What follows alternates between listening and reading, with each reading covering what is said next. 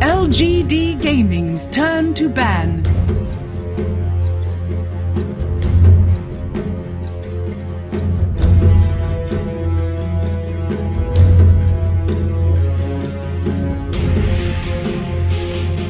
Seconds remaining. 5 seconds remaining. And there we go again, guys. It's again G-League. Same teams, CDEC versus LGD. We have the same casters, have some Ogre and Grandisui, and it's 2-2. I could say, I told you so, but nobody wanted to believe me. Everybody said LGD is winning, no, CDEC is winning. The chat was completely split in like pretty much 2 parties, but I was well aware that this might actually go into full 5 games. You already noticed like the other tournaments are like even postponing their games right now because of this. So guys, don't worry, nothing is running away, nothing is running parallelly. We are in game number 5. This is the decider. Whoever wins here won it all. So let's see who brings it home. And to start out this draft, we're going to see Tuskulous Shrek and Dying Queen of Pain banned out with a first pick Bounty Hunter for CDEC and a Gyrocopter Shadow Fiend for LGD. Boy, do they love their Shadow Fiend. Lena will follow up the Bounty for CDEC. Yep, Bounty Hunter again. Actually, last game, he was not too much of a great factor in those games. I think the initiations and everything came down to the decay. The Shadow Fiend has a very, very decent farm. And the Bounty Hunter as such, yes, there were a lot of track kills, but not that many, because they went for these all-out fights. It was like either hell or heaven, there was nothing else in between. There was barely any like, okay, we go for that gang, The smokes mostly failed because both teams had insanely well-placed wards in positions where sentries didn't get them, etc, etc. And also the Bounty got caught off quite a lot. They get a Lina on top of that, so that might be a core Lina, might be not, who knows. Gyrocopter and Shadow Fiend, well, no doubt both of them are cores, so LGD punching them through, going for the cores again. And now comes the very interesting part. They ban out the Queen of Pain instead of the Clockwork, and CDEC doesn't react to it. Usually the Clockwork is 100% ban in the Chinese scene, but this time they get it through. So they have 2 of the strongest cores at the moment and a very, very strong offliner. So I like this draft already. Yeah, it's looking pretty good for them. In days of old, it would have been Xiao8's Clockwork, and that would have been something to see, but should be for Yao this game around for LGD. So let's see how CDEC are going to react to this. We're probably going to see the Lina played in the mid-roll, leaving them fairly open when it comes to this draft, but already the raw power level of LGD's heroes is pretty much through the roof. If they want another support, Winter Wyvern could be decent, but Wyvern is prone to just getting jumped, or the amount of magic burst coming out from LGD can almost completely bypass the Cold Embrace. Yeah, pretty much. They pick a Witch Dog directly on top of it, so that's very interesting. Now, yes, I can see totally Winter Wyvern even coming for the LGD side right now. Witch Dog can't really do much against Cold Embrace, physical damage, not piercing, so I would say yes. I would totally say yes. Let's this be a Winter Wyvern. Even though the Winter Wyverns we saw so far, they have not been doing that great. Like, we had some really strong ones in ESCC. We had in the early games today, we had some nice Winter Wyvern plays, but the last 2 were not really impressive. They got taken down really fast out of position. The finger of the line really helped there. They're gonna go for the Rubik instead, which is again once more, I think for the 3rd time now, a nice counter to Bounty Hunter to steal that. Of course, for the Lina Laguna played for the Witch Dog ultimate, the Rubik might also be very interesting if he managed to steal that. Yeah, for sure. At the moment, I'm quite liking LGD's lineup in general, but what hero is going to, I don't know, mesh together with CDEC's first 3? At the moment, they're going to need something to go mid up against LGD's heroes, and maybe they just need some sort of laning powerhouse, maybe even considering something like Viper. Yeah, I mean, they if you remember, like, I think 2 drafts ago, they wanted to go for, like, something similar like this, and then a tanky core, and LGD had pretty much the same thought, and they banned out the Viper, and then they went for Decay instead, which kind of worked out The problem is, where does the damage come from? Like, I'm talking about 30 minutes plus. Right now, CDEC is going for something that does not look very late game-ish to me. That means it has to come through with the cores. But we have a nice clockwork initiation. We have the Rubik later with a proper initiation. We have 2 big fat BKB cores that can really just stand their ground. Gyrocopter, early game potential with like about 60% magic damage that comes out before he even starts to do physical damage, and then if later the physical kicks in, then who's gonna stop those 2 cores? So you can really just hope that CDEC right now picks the right cores, makes the right plays early game till minute 15, 20, 25 to, I don't know, kind of suppress the farm of Gyrocopter and Shadow Fiend.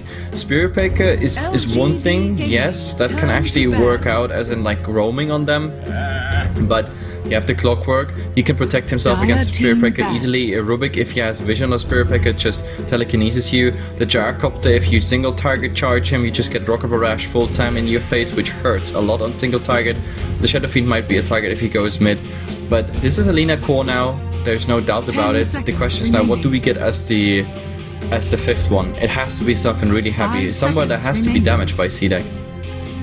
Eventually, but then again, they have a lot of scaling damage from their supports, and Spirit Breaker can do quite a bit in his own right. Honestly, I'd be okay if they just go for a really aggressive route and try to fight LGD before they access the late game power of a Shadow Fiend and Gyrocopter, because honestly, I don't think a single hero is really going to be comfortable and engaging against that unless they can just focus them down piece by piece, but that would require them to already have a significant advantage. So I think the Storm Spirit would have been a reasonable pick for them. The last for LGD, it's going to be an IO. The Gyrocopter is mostly going to be the partner for this IO, but in general, it's just going to be a nice hero to follow up the Clockwork ganks.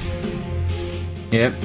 So the IO, that means we also have like probably Gyrocopter and Shadow Fiend ganks coming in just by relocate, not to mention that we have like, of course, nice laning support, HP and mana wise for whatever he's tethered to. So yeah, I kinda like the IO one. It was not really on my radar, I guess, but I can see it totally working out, yes. Reserve time. Yeah, for sure. As far as CDEC's last pick is concerned, nothing immediately comes to mind as far as a great hero here. In lane, it's going to be against the Clockwork, so the laning stage should be pretty smooth for CDEC, so they can afford to be a little bit greedy with this, but it's going to be a Slark. I like this pick. In general, LGD don't have very good lockdown for a Slark. Pounce keeps him safe from Clockwork 9 times out of 10. That leaves just the lift from Rubik or whatever Rubik can steal, and so I think that the aggressive Slark is a good way to go. If CDEC can get the ball rolling, this very well could be a victory for them. Yep, I mean the Slark has great potential, but there's so much that can stop him at this point. Like, there's also so much damage that still goes through his ultimate. It's not like Shadow Fiend and Gyrocopter only have something that actually requires them to see the Slark. So there's still cooldown, there's still raises, there's still so much that actually even goes through the ultimate. So if he pops that ultimate when he's already low, then he might even die in it. It's, to be honest, it's a very high risk CDEC takes, but I mean, you know, high risk, high wins, I guess, high stakes, high wins, whatever the saying is in English. Let's just introduce them really fast. And surprise, surprise, Sylar is not playing Shadow Fiend. Like, yeah, wow. In the first game it was a maybe Shadow Fiend as well, so they do have that flexibility. Yeah, both of them like the hero, and I mean, I think LGD had like, did they have 100% Shadow Fiend in all 5 games now? Mm-hmm. Or was it 4? That is correct. It's been all 5 of them. You had maybe Jesus. Sylar maybe. Yeah, so it's a 2-3 ratio. Anyway, so introduce them really fast. Sylar this time on the Gyrocopter. We have 608 playing the Rubik. The IO that clears that with the Shadow Fiend at the moment. Some cheese is MLY on the IO, and we just mentioned him maybe on the Shadow Fiend. Bounty Hunter pretty much sees all of that, and of course the last one is Yao on the Clockwork, who's going to be in the offlane.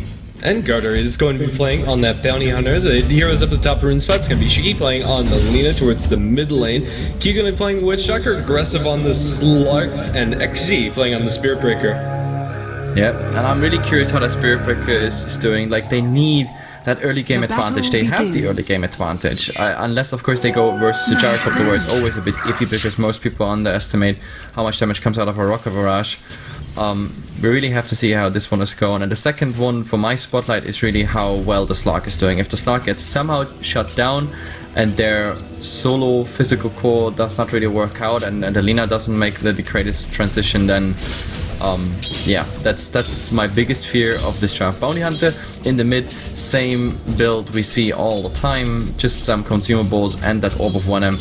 The Shadow Fiend kind of knows this already. He's like, yeah, I know you're around and up there it is. Actually, there's the slow even coming in by Alina.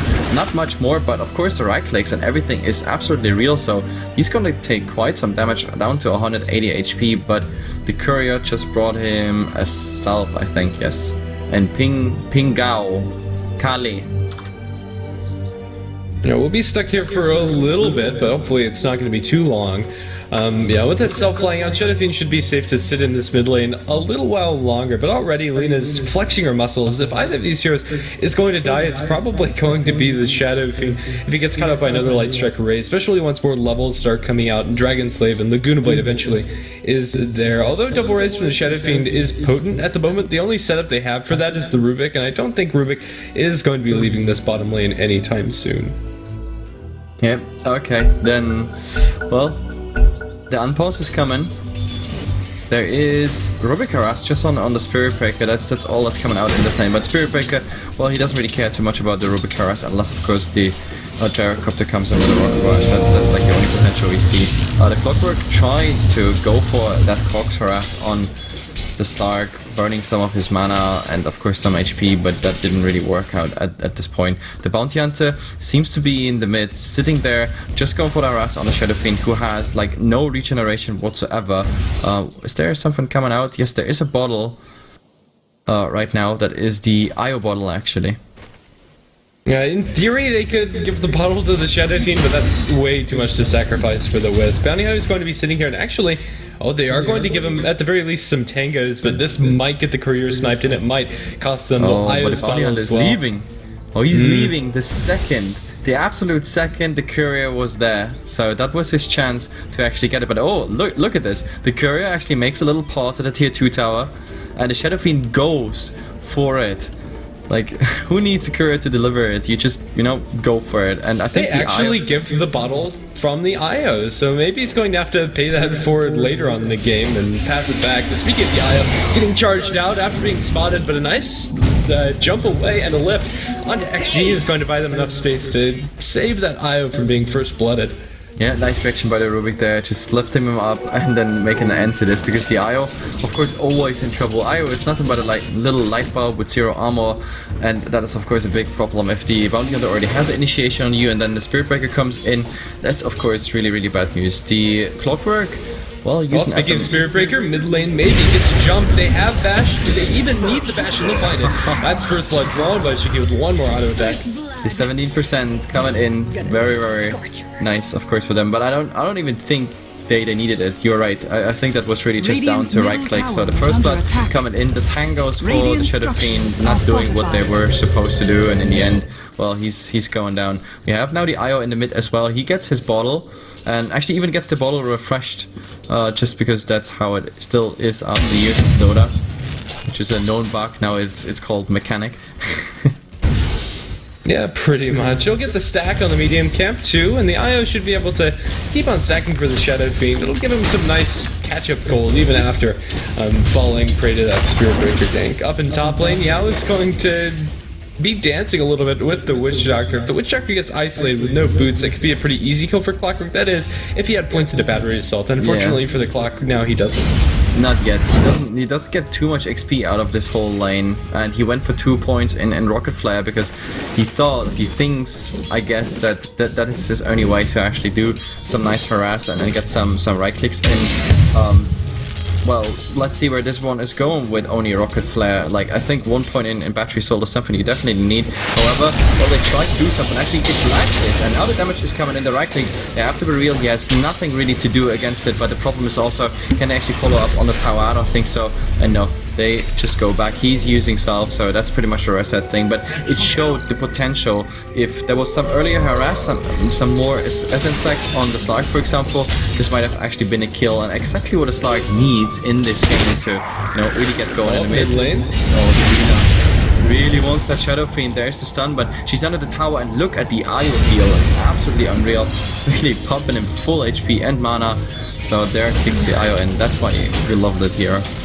Now with the Salve, Lina will be able to stick in lane without much HP lost after going for that dive, so I suppose no harm, no foul. But now the Shadow Fiend's starting to pick up a little bit more momentum, still getting doubled up in CS by the Lina, but at the very least he has some sort of fallback mechanism. Xiao 8 has been spotted by the Bounty Hunter, and it looks like they might be interested in going for a Spirit Breaker gank over here. Spirit Breaker for now hasn't left the lane. That's the problem, like you can't really go for Spirit Breaker gang. Number one reason is he has no mana. Like even using that one stick charge, he doesn't get up to 100. So charging that Rubik is not possible, and the Gyrocopter would have seen it. And if you charge, you see the angle, and then everybody knows, oh my god, he's probably charging either on me or the guy behind me. So yeah, that was too obvious to actually happen. There is some warding happening around this now, but it's kind of unfortunate because that fresh observer ward is directly on top of a sentry, so that's not gonna take long till this one is dewarded unless they really don't spot it out. Witch Dog saying hello to that Gyrocopter, I say. Clockwork, I mean. But yeah, overall this Lark has free farm, and that's what it comes down to. That's exactly what CDEC needs. That's why the Witch Dog is also nicely sitting with him in the lane. Then again, so does Silo. The Gyrocopter is getting just as much, if not more, than the Slark is up in the top lane. So honestly, this is really close to even, but the Shadow Fiend dropping low will take a stack, and that's going to propel his gold towards whatever his next major item is going to be. Starting to catch up to the Lina, although it's not through his own work, but the IOs. Courier snipe from Gardar? No, he doesn't do it because he sees the others. Actually, he could go on that Shadow Fiend. Like right now, right here, it probably would not be enough, especially now that the IO has a full bottle again, as well as Tangos. He could heal him, but if the Lina would see it, for example, and she is at the right level for really just drive-by shooting, gangster style, Laguna played out of the window of your limo, like just pure. But now he's full HP again. Just the Wisp is just too strong and healing. Yeah, it is just a level 2 Bounty Hunter, no access to Shuriken, and really going for solo kills isn't a possibility in the slightest for Gardar.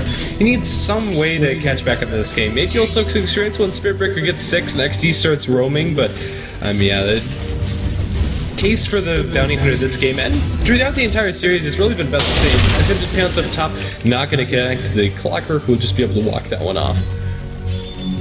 Yep, so they still try on the Clockwork. The Clockwork actually now going back, which is a surprise to me. I thought he's gonna stay till level 6 in his lane, but talking about staying, the Spirit Breaker did not stay in his lane. He actually wanted to charge the Shadow Fiend in the mid, but they kind of call it off. Now there is some little war. Oh, okay, that is a very, very awkward pause, because it's the second the Rubik sees the Bounty Hunter, and now is, I don't know, please chat translate for me, and don't write Ching Chang Chong. That's not the translation.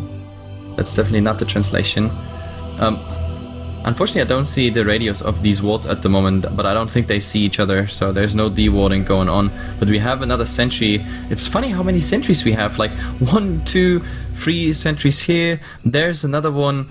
It's kind of getting all sentry here in this jungle, and there go, and let's see what the Rubik does. Like, is there a call on FTD's side? There's the Fate Ball. Not used telekinesis yet, because the rest of the team is coming in, and this is exactly what I've been talking about. He might run from one into the other, and there is the dust. So I'm really sorry, Bounty Hunter. That pause was, of course, enough time for LTD to plan this elaborate kill.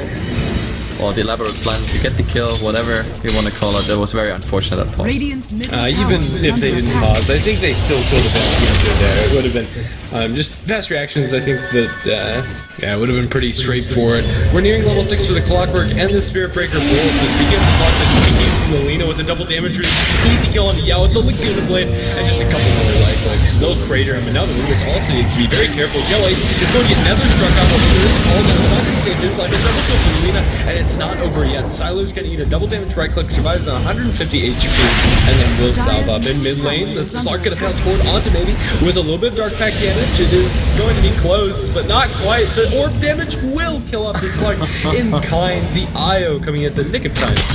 The light bulb is after the MVP of this match. He's the only reason that Shadow Fiend is still decent in the game. He's also the reason now the Slark left his lane to actually grab an easy kill on the Shadow Fiend. Under normal circumstances that would have been an easy kill, but yeah, him coming in, healing him up, then the raises plus the spirits just that is of course perfect play by them. So LGD really making sure that this Shadow Fiend will have decent farm and will have a good stand in this game. Yeah, absolutely. Well, the game slowed down a little bit, but now that we do have the Nether Strike and the hookshot available, these offliners can start moving, and I think Yao needs to set up some sort of kills if LGD want to find a good foothold in this game. They found some nice farm for the Shadow Fiend, but even though he's CSing, well, Lina's just been involved in so many kills that she's out farming when it comes to the raw net worth chart, almost has 1,000 gold advantage. Yeah, that's a good thing. I mean, I told you in the draft I was afraid of like the cores not getting much, or like the lack of like traditional cores where you can straight put your finger on, okay, that's the game plan, etc. So that's not really happening. At the moment the Slark was at least till that mid little excursion was doing fine. Also fine is of course the Spirit Breaker. I mean, he is relatively early level 6. He was involved in now those 2 kills, almost level 7. He has at least the PTs and a magic one finished. Can now go into something else if he gets some farm. Lina, you already mentioned it, is doing well. So we have the next some crucial levels coming out pretty much on both teams, because we have the Witch Dog getting level 6. The Bounty Hunter and the Rubik, however, they're really lost when it comes to experience and everything right now. It's not their focus. They really pushed the Rubik on a 5th position here, and he lives and breathes it. Courier is going to be flying out with a mechanism for the Shadow Fiend as well as a smoke for the team. This could very easily set up some nice rotations for the LGD squad. They do still have to work around this Dire Observed ward up on the high ground, so they should know that the smoke is flying out shortly, and it has been delivered. So this rotation probably is expected by CDEC. Yep. So level 6 now on a Witch Dog. He has TP. He could go in a fight if anything would break out. But is there any candidate location for a fight anyway? It doesn't really look. Any team is really interested in it. We have a Gyrocopter, but he's pretty much also camped by a Wisp just in case something is happening. The Wisp skipping the boost completely at this point. He's really just hovering really slowly over the ground here, but he gotta earn. And of course everything you need to just heal except for a mech, and that's of course very nice. We have a smoke. Oh, Clockwork, they have vision on it. Oh, but he misses the hook shot. And of course that's now easy going because the Slark, oh, actually missing. He's just jumping through the cogs, getting pushed back on the other side. Of course that's also a bummer. There's a Bounty Hunter. We have no track yet, but there is a shark. Does he see that? Does he go for it? I don't think so, because that would be a bit too risky. Slark is trying to get in, but also just to bait out any spell. The Lina, Dragon's Life just driving him out. Yeah, that was a little bit awkward. Both teams going to miss their initiations. Now it's LGD's turn to just barrel down this mid lane should they want to do that, but it really does seem like neither of these teams want to fight. Like, did you see that ward right here? Like, I mean, if you put it here, it's out of the tower range, but that is pretty much the tower range, like for wards. So, yeah, easy going. I don't think it's going to matter that much in the grand scheme of things. A little bit old loss, but yeah, even so, it really seems like both of these teams just want to sit back and wait until their cores have a little bit more farm before taking the engagement to the enemy side. Yep, definitely. So, well, at the moment it's really, except for this, I don't know, the Clockwork saying hello with the hookshot and missing it, not really any initiative by both teams. They know it's the 5th game of a best of 5. There's a little pressure on both of them. But let's see. Maybe they want to go here on the Lina. Ah, there's the hookshot. This one is actually completely on target. Does he actually get anything off? At the moment, he's still alive. One more right play. Does he get his Laguna play in? No, he does not. But, well, look at the Clockwork. He got so much damage. Actually, does he... Nah, that's completely enough, because that Witch Dog, that's only level 1 Maledict. There's even a relocate into another position back that brings them even back and faster to farm. So yeah, nice strike there by LGD. Yeah, definitely so. That Lina up until this point was 3-0, really doing quite well for himself. Saddler up top gonna post up onto the Slark, but Aggressive's gonna survive and has his ultimate still, so actually killing him off is not really a possibility. Let's take a second to talk about this 4-step up for Lina. Honestly, I don't like it all that much. I think I'd much rather have seen a Yules or even just a straight up Axe.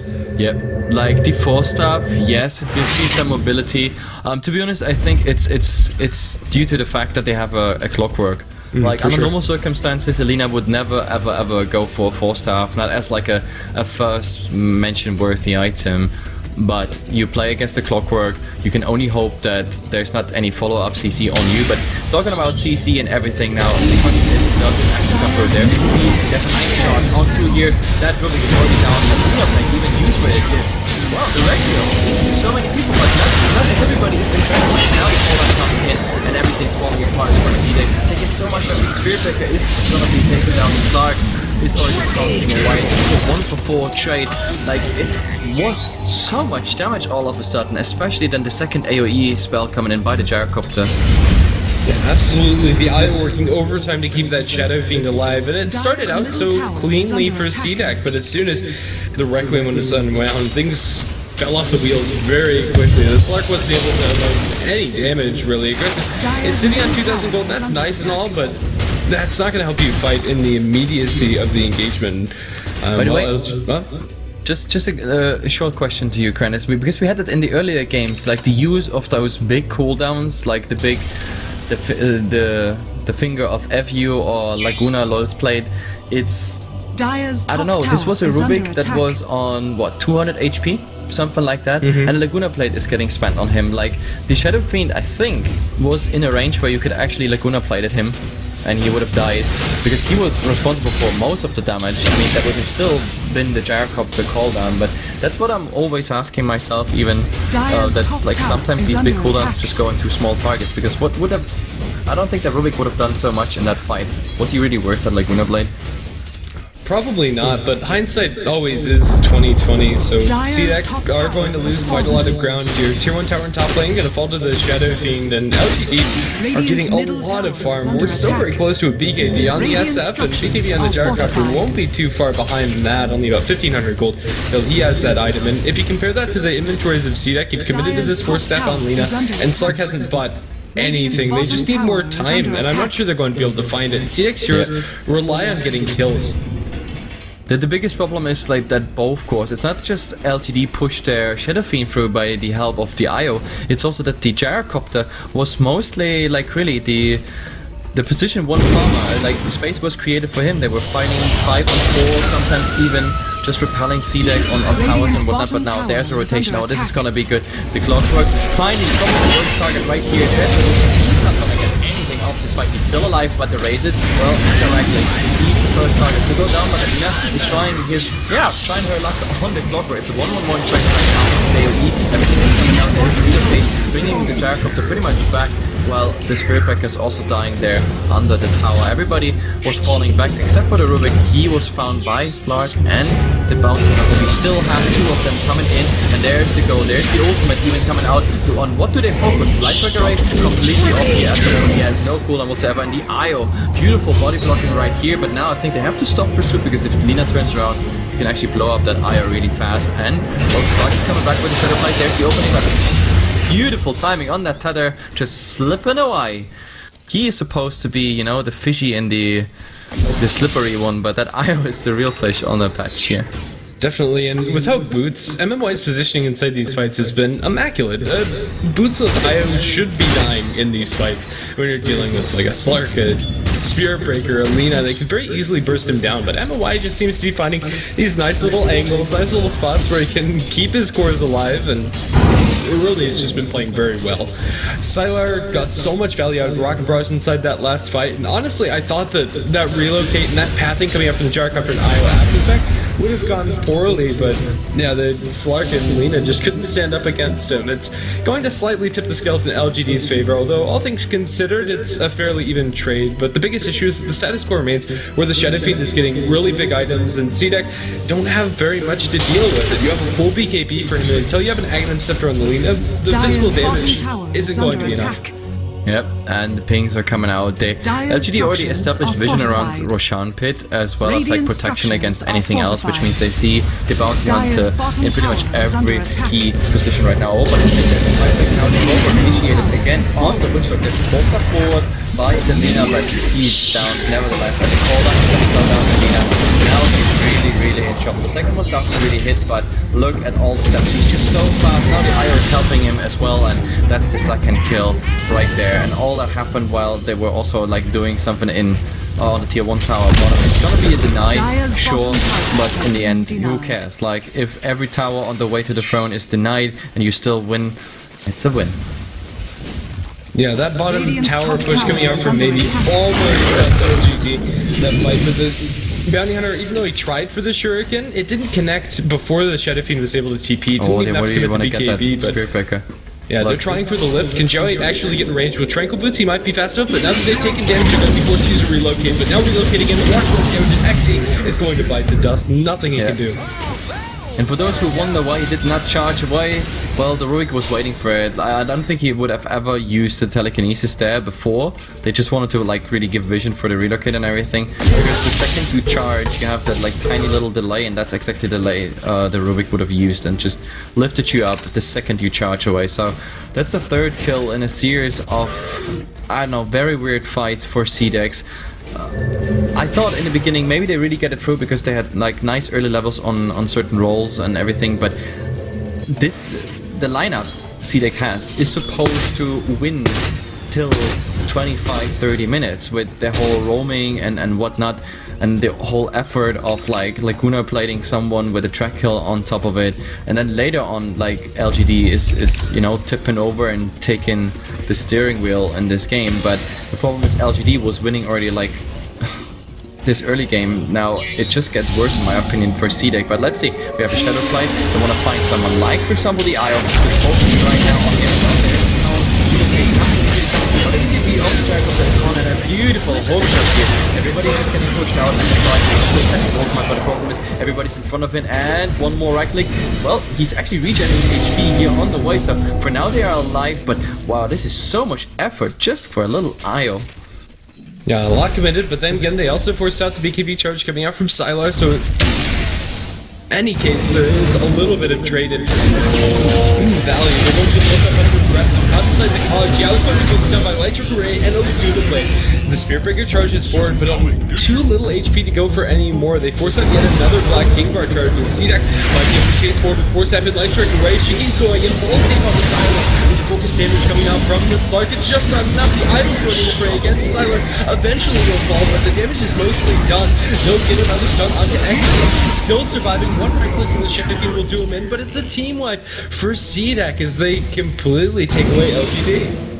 Okay, now it gets interesting. A lot of those kills were with track, so nice tasty gold there coming in for CDEC. Like the entire gold swing is 5k. This is 5k gold straight on the hand and no taxes whatsoever for CDEC. That's absolutely amazing. This is exactly what they needed. Otherwise, that would have been really a grim day and a very bad last game for them at LTV. Now they lost a lot of their advantage. Like looking into the graphs, it's right now updating, yes, from a 3k advantage 5 down into a 2k advantage for CDEC. That's a mini comeback of sorts, right? Yeah, it is. It translates into some pretty important items for the team. You have an Agnum Scepter completed up for the Lina. Spirit Breaker goes back for a catch-up Midas, and Slark is going to finish his Black King Bar. This makes the next couple of fights a lot easier for them. With BKBs on both the Shadow Fiend and the Gyrocopter, having an Agnum Scepter with Uniblade is going to help so much. And granted, it's not at its full capacity yet. It's not a level 16 Lina. But even so, that's 675 damage right off the bat. It's going to be dropping somebody down to about half, which is absolutely amazing. And yeah, the Slark is going to be a force to be reckoned with. This game got, as you said, a lot more interesting. Yep, right now it's very interesting. Like such a swing, just one big fight and everything can just turn. Of course, they couldn't really capitalize on anything because that fight before, like the initiation on the IO, cost them already so much. And I was surprised that out of all these resources, they still pulled a 5-man wipe on LGD. Of course, it was just not enough steam in the machine right there just to yeah, go for Roshan. But talking about Steam, they might actually have enough here because jump on the gyrocopter, that is a 9-second BKB, all the initiation here on the Rubik, everything's on, getting the Rubik out of it would be just amazing, but still somehow alive with the initiation, fighting Clockwork, and look at the gyrocopter going full heavy on the Witch Doctor, there's no way he gets anything out. Requiem, so much damage right now, right here, and there's the Spirit Breaker also going down. It's a 2-for-1. I have no idea how that Rubik really survived in the end. They really want to get that Bounty Hunter. If he uses something, no. I think everybody is sort of, yeah, getting away somehow, but it's only a 2-for-1 trade. It's crazy. And it's a great 2-for-1 trade for LGD. That IO ate the Laguna Blade coming up from Lina, and really at this point IO can't survive that. No matter what, they trade for the mid Lina and the offlane Spirit Breaker, and really that double mech kill coming out from the tether onto the Rubik is what turned things around for LGD. If Rubik wasn't there, things could have gone smoother for CDEC. They had to commit so hard to try to go for that kill, but anything short of killing off the IO isn't going to work out for them. The IO is constantly healing up targets and making it impossible for CDEC to get clean initiations in a 5v5 skirmish. Tier 2 tower in mid going to fall immediately after the fact, and now LGD are back on the warpath. Radiant's top tower is under attack. I mean, it's not like a full comeback or anything, but of course it's a nice kill, especially getting the Lina core down there as well and capitalizing on it. That's the big difference between those two fights. It was less of a trade, more of a step forward to actually go, for example, on high ground after, like, I don't know, a plus 30 minutes, 30 minutes plus fight.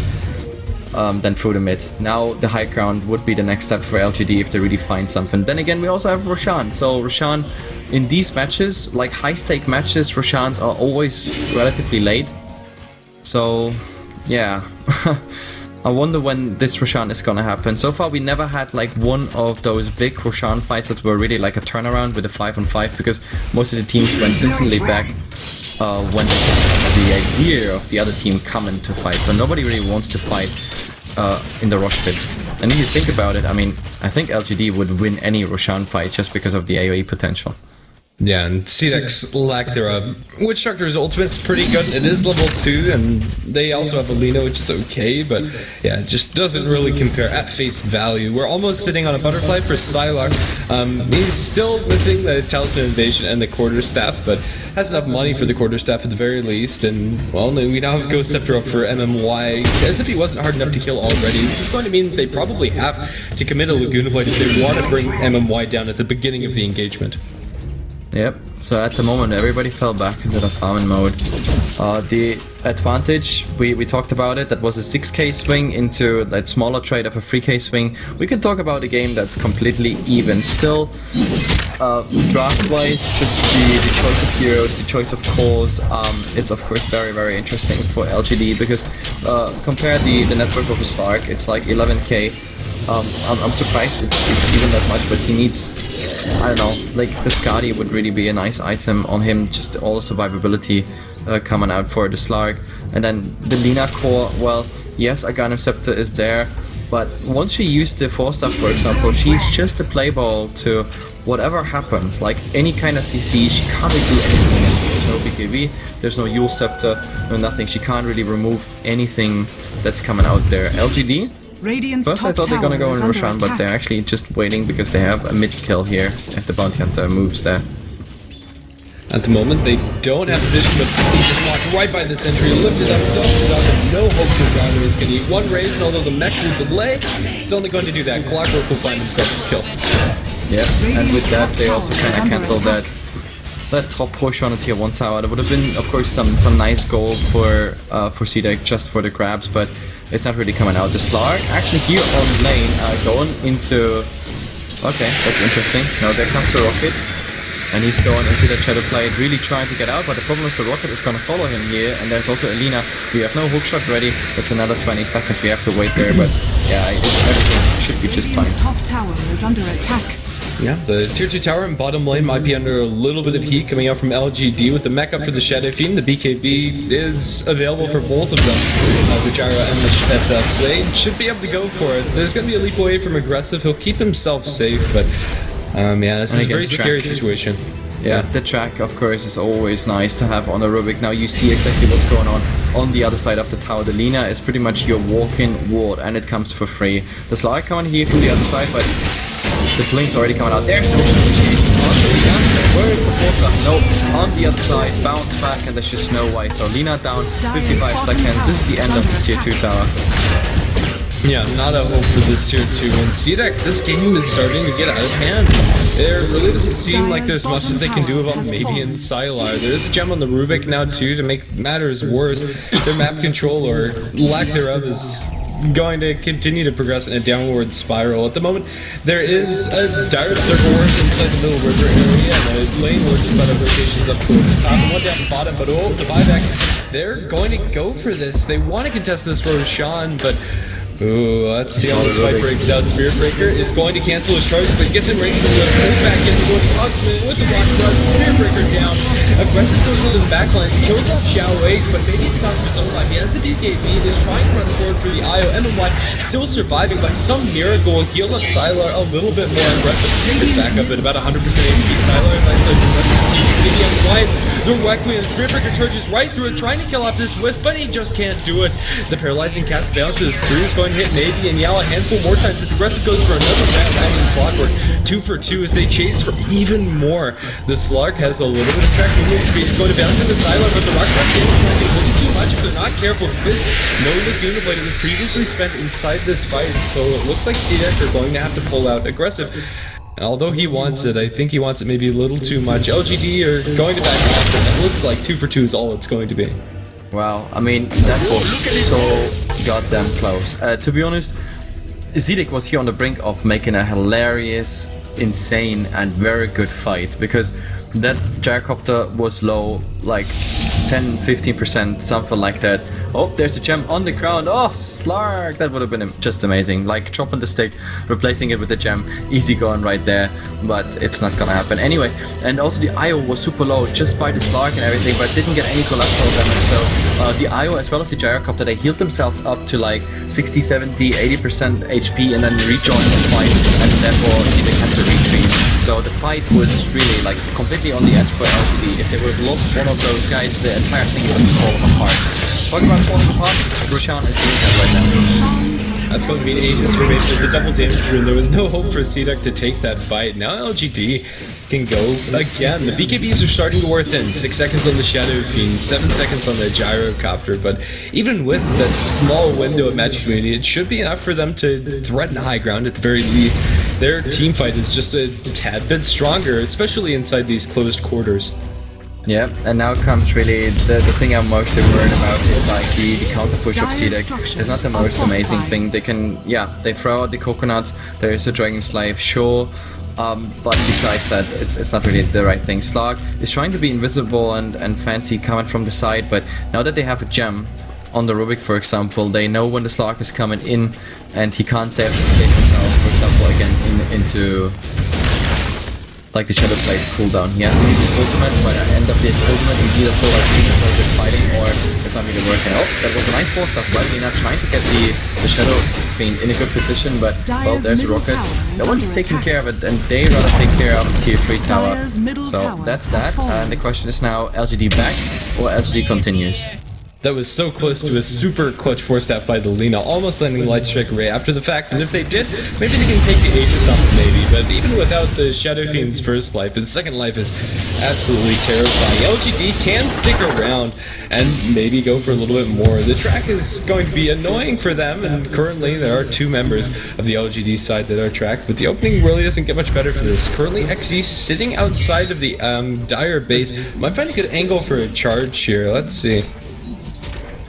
Yeah, I mean, the Spirit Breaker is doing what he can do, right? I mean, he has a Midas rolling, so that's cool for him. You can use it on a big creep right here, right now. You can even push tier 1, but I think the action is already going on here. The Shadow Fiend super ballsy, obviously, because he has the Aegis, he can easily work with that. The Slark, well, he's, I don't know, looking there, maybe he wants to get a pounce. There's no sentry ward, no nothing, which means they have nice high ground vision right now. They see everything that's going on, and look at the tracks are just going forth and back to Slark.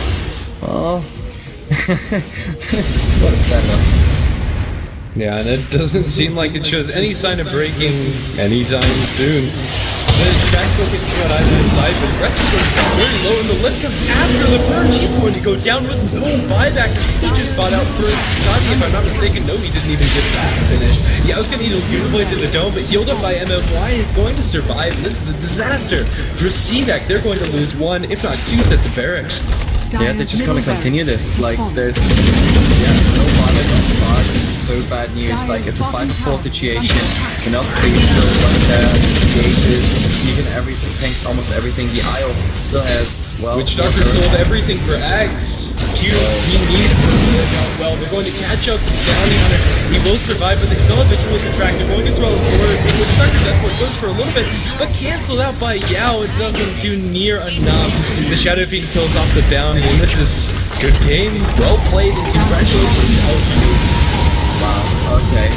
That initiation on the Slark was amazing. Like, the telekinesis came into town with no dark effect on, and the ult shot gave the other 2.5 something seconds or 3 seconds stun to just, yeah, kill him right there. With the ultimate, everything would have been fine. He would have been, I don't know, maybe vulnerable to whatever comes out by the Shadow Fiend, as in raises and the cooldown, but yeah, him not going there and surviving was just instantly the end of the game. LGD knew they have the advantage, and right there